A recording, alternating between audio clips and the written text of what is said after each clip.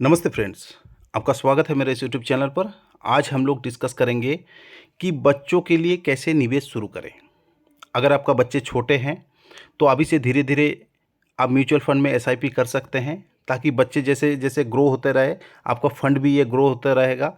और बच्चे बड़े होने के बाद आप मिनिमम 1 करोड़ का राशि उनको हैंड ओवर कर पाएँ, ताकि वो अपना हायर स्टडीज़ ठीक से कर पाए या फॉरेन स्टडीज़ कर पाए, या तो कोई बिजनेस अगर करना चाहता है तो बिजनेस में उनका हेल्प हो जाए। तो यहाँ पे समझेंगे। बिफोर स्टार्टिंग मैं दो चार बात आपको कहना चाहता हूँ कि अगर आप इक्विटी मार्केट में निवेश करने आ रहे हैं, डायरेक्ट स्टॉक में या म्यूचुअल फंड में, तो आपसे रिक्वेस्ट करूँगा कि शॉर्ट टर्म के लिए ना सोचे, मार्केट में वही पैसा लगाए जो आपको मिनिमम 3 साल 5 साल तक का ज़रूरत नहीं है, क्योंकि शॉर्ट टर्म में मार्केट वोलाटाइल रहेगा। अभी पिछले 2 दिन से देखिए कितना गिर रहा था मार्केट, आज थोड़ा सा चला है। न्यूज़ेस फ्लो हो रहा है बहुत सारा, अभी इलेक्शन आने वाला है ना। तो Electral bond, crude oil price, foreign American news, US market news, everything market को थोड़ा वोलाटाइल करता रहेगा शॉर्ट टर्म के लिए। लेकिन यही न्यूज़ आपको फ़ायदा देगा, गिरावट में आपको एसआईपी में मदद देगा, अगर आप लॉन्ग टर्म के लिए इन्वेस्ट में बने रहेंगे तो चलिए शुरू करते हैं आज का ये टॉपिक कि बच्चों के लिए हम लोग कैसे 1 करोड़ रुपया का इकट्ठा कर पाएँ, वो भी म्यूचुअल फंड से 18x10x15 स्ट्रैटेजी के साथ। जैसे मैंने आपको कहा कि अगर आप इक्विटी मार्केट में आ रहे हैं तो लॉन्ग टर्म इन्वेस्टमेंट के लिए सोचिए, शॉर्ट टर्म में उतार चढ़ाव आपको डिस्टर्ब कर सकता है। पावर ऑफ कंपाउंडिंग को समझिए और एसआईपी आप शुरू कर दीजिए। सिस्टमैटिक इन्वेस्टमेंट प्लान, हर महीना आपका अकाउंट से आप मैंडेट कर देंगे, ऑटोमेटिकली काटता रहेगा, धीरे धीरे निवेश होता रहेगा। मार्केट का उतार चढ़ाव में आप निवेश करते रहेंगे, आपका एवरेज होता रहेगा और पावर ऑफ कंपाउंडिंग का बेनिफिट आपको मिलेगा लंबे समय में आप बने रहेंगे। तो निवेश अगर आप करते हैं तो लंबी अवधि का लक्ष्य लेकर बाजार में उतरें। लंबी अवधि में निवेश करने से बाजार का उतार चढ़ाव का रिस्क कवर हो जाता है। ऐसे लक्ष्य पूरे करने के लिए इक्विटी म्यूचुअल फंड बेहतर विकल्प है, जिसमें लंबी अवधि तक निवेश बनाए रखने में कंपाउंडिंग भी फायदा मिलता है। ठीक है फ्रेंड, म्यूचुअल फंड में रिटर्न इक्विटी की तरह हाई मिल सकता है, वहीं सीधे स्टॉक में पैसे लगाने से तुलना में सुरक्षित भी है। म्यूचुअल फंड में निवेश का सबसे पॉपुलर तरीका है एसआईपी, सिस्टमेटिक इन्वेस्टमेंट प्लान। मान लिया कि आपने अपने बच्चों के एडल्ट होने तक 1 करोड़ की रकम जमा करना चाहते हैं, तो उसको हायर स्टडीज़ में काम आ सकता है ना। जानने होंगे आपको इसमें एसआईपी की मदद से कैसे आप 18x10x15 के रूल कैसे पूरा कर सकता है ये आपका गोल। तो चलिए शुरू करते हैं कि 18x10x15 का ये जो नियम है ये क्या चीज़ है। अगर आप लंबी अवधि तक एसआईपी करने के लिए तैयार है और उससे 1 करोड़ का फंड बनाने का टारगेट लेके आए हैं, तो आपको 18x10x15 का जो ये नियम है ये आपको पूरा करने में मदद कर सकता है। कैसे? अगर इसका मतलब क्या होता है कि 18 साल तक हर महीना आपको 10,000 रुपया ऐसी स्कीम में निवेश किया जाए, जिनमें 15% तक सालाना का हिसाब से आपको ब्याज मिलता रहे, तो मैच्योरिटी अमाउंट आपका 1 करोड़ रुपये तक आ जाएगा। तो इसमें करना क्या पड़ेगा? आपको करना यही पड़ेगा कि मिनिमम 10,000 का एसआईपी आप मान के कीजिए और 18 साल तक कीजिए। अगर आपको इसमें 15% CAGR रिटर्न मिलता है, तो ये आपको 1 करोड़ का रुपए का जो फंड है वो तैयार होके आ जाएगा। इसमें आप कुल निवेश कितना करते हैं? 21.6 लाख, है ना। और आपका पास इंटरेस्ट 89 लाख तक फ़ायदा हो जाता है।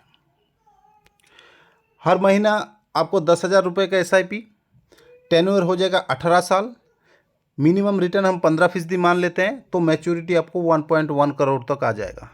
इसमें निवेश आप कितना कर रहा है? 21.6 लाख। ठीक है, नेट फ़ायदा आपका इतना लाख।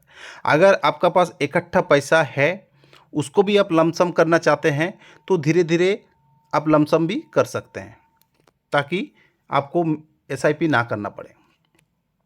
अगर आपका पास समय ज़्यादा है, मान लीजिए 15 साल कर रहे थे, इसके 18 साल कर रहे थे, इस साल में 21 साल अगर आप करते हैं, तो 10,000 का एसआईपी 21 साल और 15% तो 1.8 करोड़ तक, मतलब आप 25 लाख निवेश कर रहे हैं, आपको 1,52,00,000 तक का फ़ायदा।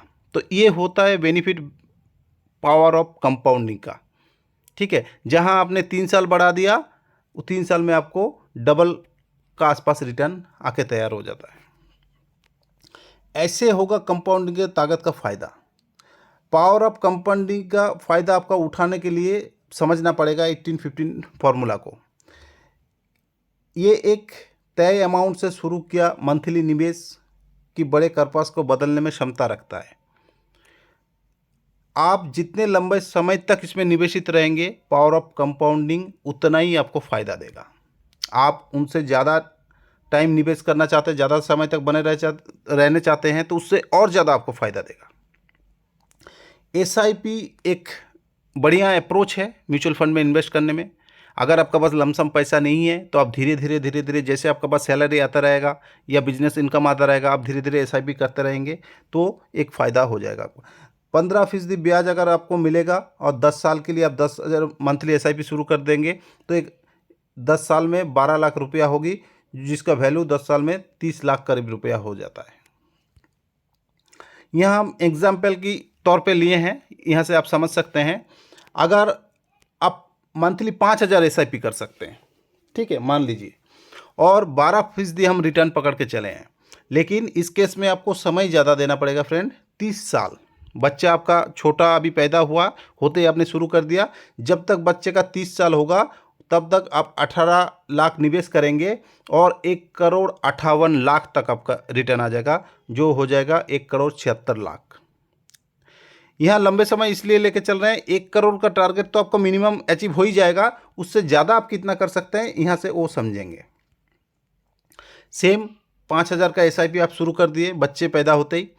इस केस में हम 15% रिटर्न मान के चलते हैं और टाइम मान के चलते हैं कि बच्चा 25 साल हुआ, 25 साल का बाद आपको चाहिए।